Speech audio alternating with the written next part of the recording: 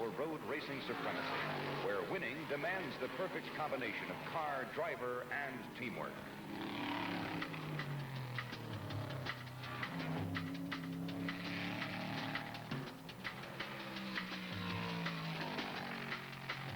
Well, I think the main part of success in Trans Am racing is the whole package of the team management, the driver, and the automobile. To be a winner in any type of racing, you have to have the full combination. I think you have to give it the best driver effort at all times.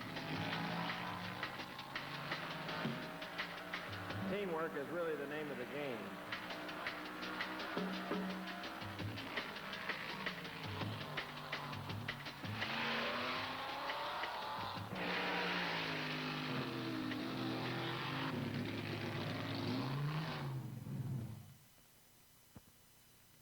This is a closed practice session of the American Motors Trans-American Racing Team.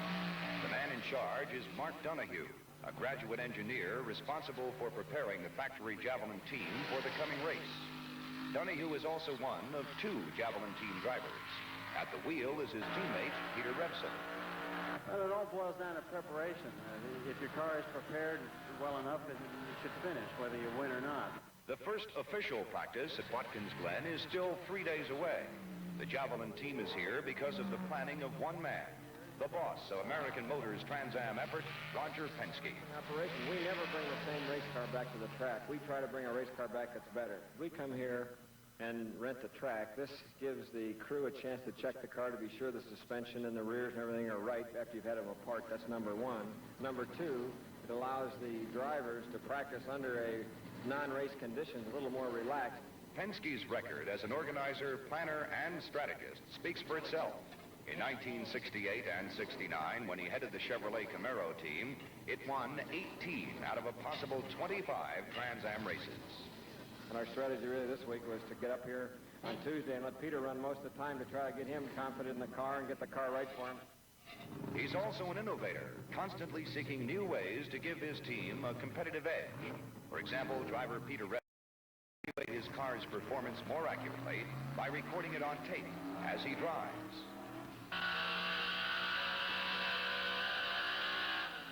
Up the hill. Feels good to get some fresh air. Just barely hit 7,500. On the brakes.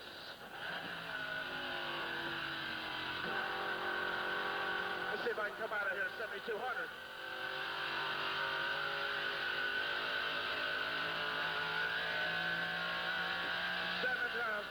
Not so good. Down the front straight. Motor seems to be a little lazy. It isn't revving up as fast. A brake for the pen and the other front straight. The key thing is organization. Really hard-working guys is where we win the races. 35 cars start each Trans Am race. But competition comes mainly from 5 teams backed in some way by manufacturers: Javelin, Barracuda, Mustang, Challenger, and Camaro. The rules require Trans Am cars to be production models, with engines limited to 305 cubic inches. So these Camaros, like all other cars in competition, began their lives rolling off a Detroit assembly line. But 1,001 intricate changes are needed before a showroom cream puff can take to the track.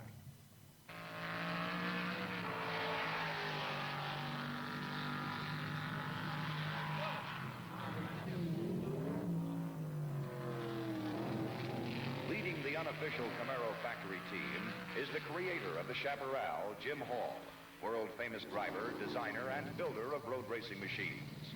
Hall set up the Camaro for Trans Am racing.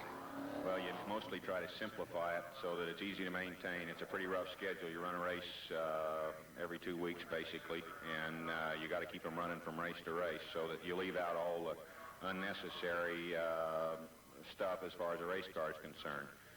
You make it clean and neat and easy to work on. It looks like it takes about 1,000 man-hours into the car. You're not going to do it for less than $20,000, I'd say. The engines are pretty much unlimited except for the size limitation so that we pull quite a bit more power than the street cars. It's got much larger tires, and of course the ducts and the spoilers are critical to the handling of the car. It's a pretty easy car for a race driver to drive. Cars set up by Jim Hall have been winning major road races since 1964. But in the current Trans Am series, his Camaros are winless. Hall decides to take himself out of the driver's seat of the number 1 Camaro and put in Englishman Vic Elford. Elford, a veteran of European endurance racing, is new to Trans Am competition. You know, there are quite a number of leading cars and drivers at the front of the pack who are very closely matched indeed. First place money for each of the 11 races on the Trans Am schedule is $3,500. Hardly enough to lure Vic Elford across the Atlantic or generate such intense competition. The lush contracts offered by the factory teams are what really puts the top talent on the track. Like one of the all-time greats, Parnelli Jones. Jones drives for the Mustang factory team. At 36, the 1963 Indianapolis 500 winner remains as fiercely competitive as ever, a driver's driver. On the track, PJ cares about nothing except going faster than everyone else. And more often than not, in this Trans Am series, his number 15 Mustang is on the pole come race day. I think that I drive the best when I am the calmest, and when I, are somewhat more relaxed. It requires concentration. You should be concentrating all through the race, every lap. I know I've felt that at times I wasn't concentrating enough, and you start making a few mistakes. It really requires that solid concentration to keep control of the car at all times and get the most out of it. And that is running the car at all times on the verge of losing control of it. When you negotiate a particular turn, you want to be able to go through that turn a little bit quicker because most cars do run down the straightaway quite the same. You want to be able to build up a mile-an-hour speed through the turn so that you can carry it down the following straightaway so that maybe you can pass the other fellow. When qualifying time trials begin, so does Parnelli. Joined by Mustang teammate George Fulmer, a California insurance broker turned racer, PJ throws his ageless skill into a running battle for the pole. The strongest challenge to Parnelli's domination of the track comes from Mark Donahue's number 6 Javelin. But Sweet Savage's factory-backed Barracuda and another Chrysler entry, Sam Posey's Dodge Challenger, also make determined bids. The scramble for the pole isn't a game for the faint-hearted. The drivers are running their cars flat out, as hard as they can, and the score is kept in hundreds of seconds.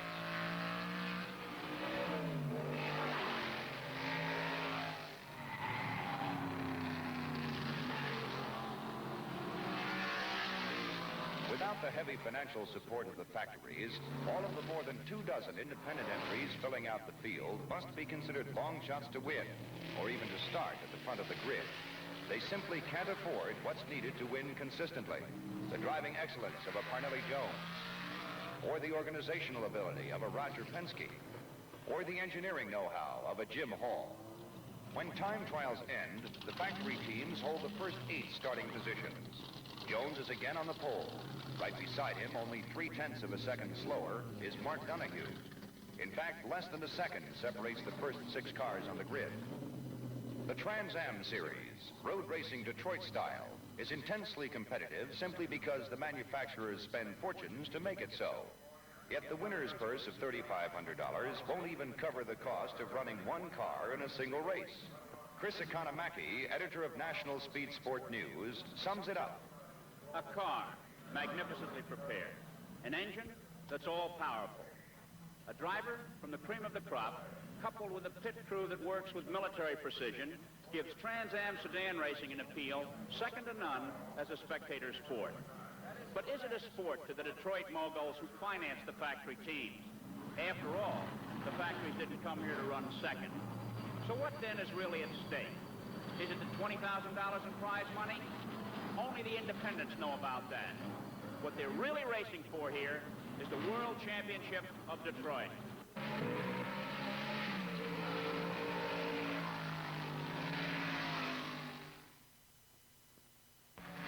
The predicted August thunderstorm seems only minutes away as the 35 cars in the starting field roll through the pace lap.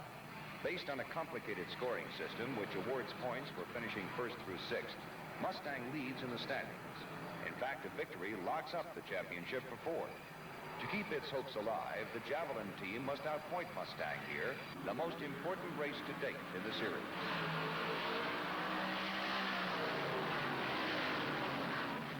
Parnelli Jones stands on it right from the start, sprinting away from the field with Mark Donohue directly behind him.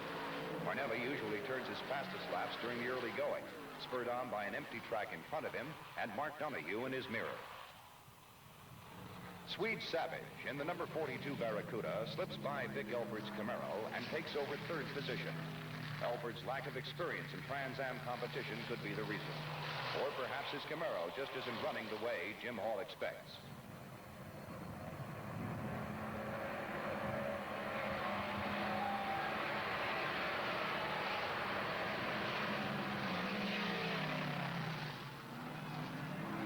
With the first lap complete, it's Mustang, Javelin, Barracuda, and Camaro in the first four positions. The leaders stretch it out, putting more and more daylight between themselves and the rest of the pack. And Jones and Donohue go at it like every lap is the last one of the race. Parnelli attacks the course ferociously, turning a lap in 1 minute, 14.65 seconds, averaging almost 111 miles per hour. But Donohue stubbornly hangs on. The factory entries quickly catch the tail end of the field. With the track ahead of him looking like a parking lot, Parnelli doesn't even think about shutting down.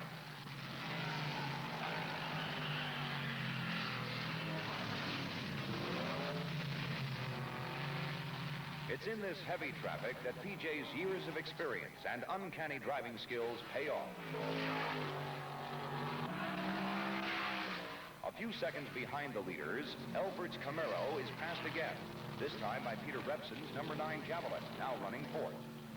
The Camaros, plagued with bad luck throughout the series, seem to be in deep trouble again. Elford's teammate, Ed Leslie, limps around the course with a blown tire, all but eliminating himself from contention. Parnelli's tires, damaged by one of his off-course shortcuts, begin smoking badly, but he's past the pit entrance and must go around again.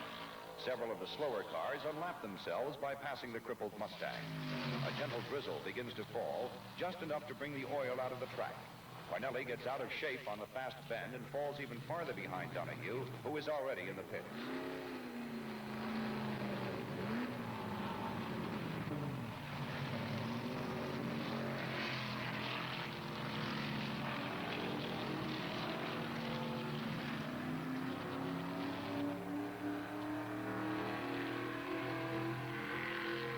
Donohue's Javelin is already refueled and taking on rain tires when Parnelli nurses his car into the pits.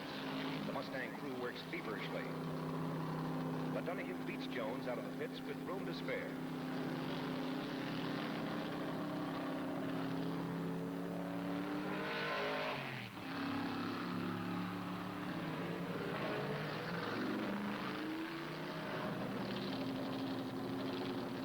The other factory entries make their stops.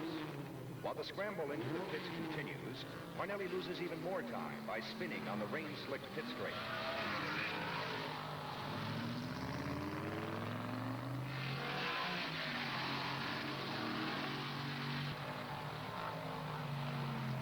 Mark Donohue now leads, followed by George Fulmer, who has come all the way from 7th position.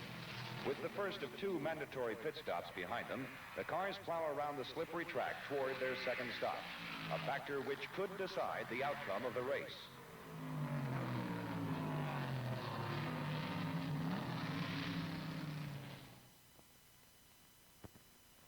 The Watkins Glen Trans Am continues as Donohue builds his lead second by second through the rain, driving carefully and consistently. But the real action is happening behind him. Peter Repson's number 9 Javelin whips by George Fulmer. The Javelins are now running 1-2. Coupled with their customary edge in the pits, that makes the prospects of the American Motors team very rosy indeed. Swede Savage's Barracuda and Vic Elford's Camaro are running 4th and 5th. The rain slackens, and Elford chooses this moment to turn it on. He slips by Savage to take 4th place. The Camaro appears to be running smoothly now, its earlier difficulties behind it. And Elford seems to be finally accustomed to the pace and the style of the race. He pours it on, passing Fulmer to take 3rd position. Then Elford breaks up the 1-2 Javelin combination by passing Revson to move into second. Elford's charge is a classic. He picks up 4 positions in as many laps. Not an easy accomplishment on a soggy track. Behind Elford, Savage and Fulmer are running 4th and 5th.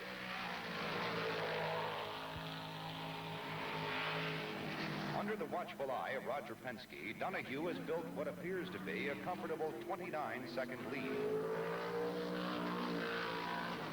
Swede Savage knocks himself out of contention when he pits for repairs. George Fulmer stages a comeback of sorts, passing Revson to take 3rd position. Donahue comes into the pits on his 2nd and last stop to shed his rain tires and take on fuel. The normally lightning-quick Penske Javelin crew appears confused and disorganized. The course is only one important left-hand turn, so dropping just the outside rain tires would save time in the pit and not affect the handling of the car. But the Javelin's rain tires are bigger than its dry tires, so all 4 must be changed to run on a dry track.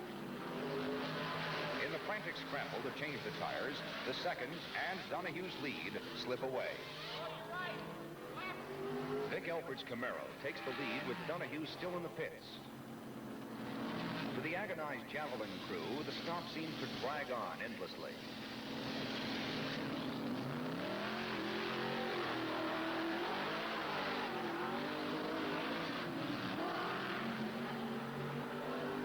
Donahue finally gets out and almost tangles with Parnelli Jones, now running a distant 6th, a full lap behind the leader.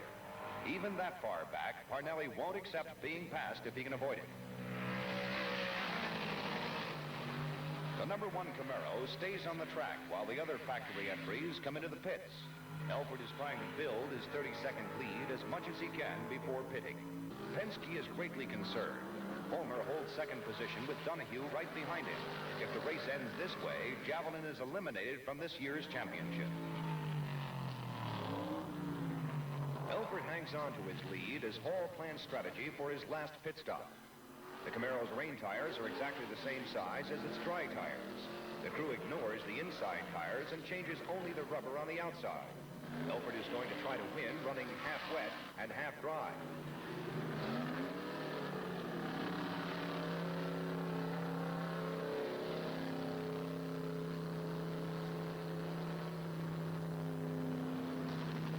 The stop is a quick one. Elford gets out with a lead of 15 seconds over 2nd place Fulmer. Bud Moore, boss of the Mustang team, is worried. Fulmer and Donahue roar down the pit straight, almost even.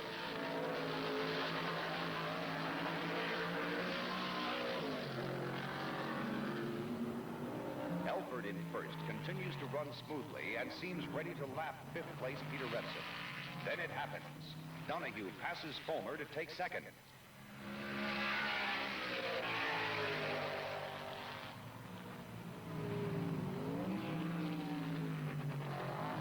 And is almost immediately repassed. Less than a car length separates the Mustang and the Javelin as they charge around the track, grinding away at Elford's lead.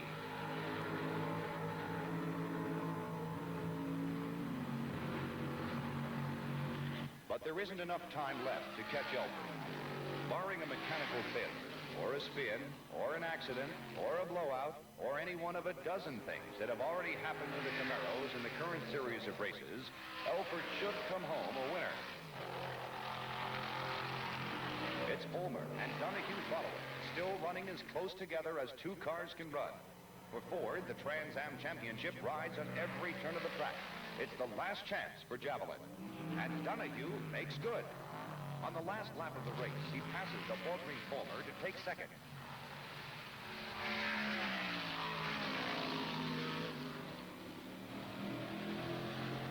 Elford has it won and takes the checker.